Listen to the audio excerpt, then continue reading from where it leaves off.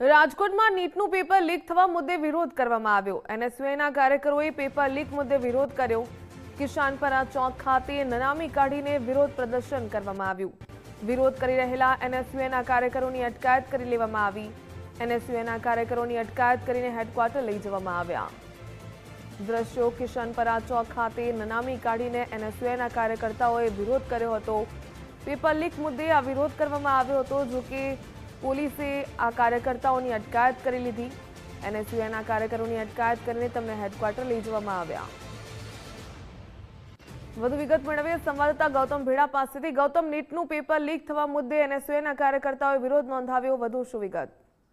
ચોક્કસ જે રીતના નીટનું પેપર લીક થયું ને ત્યારબાદ જે પરીક્ષા લેવામાં આવી હતી તે પણ રદ કરવામાં આવી છે। આના લીધે 23 લાખ જેટલા વિદ્યાર્થીઓની 2 વર્ષની જે મહેનત છે તે એડે ગઈ છે અને એના લીધે જે વિદ્યાર્થીઓ છે તેમાં તો નારાજગી છે ને આ નારાજગીને લઈને આજે એનએસયુઆઈ છે તેમના દ્વારા વિરોધ નોંધાવવામાં આવ્યો હતો।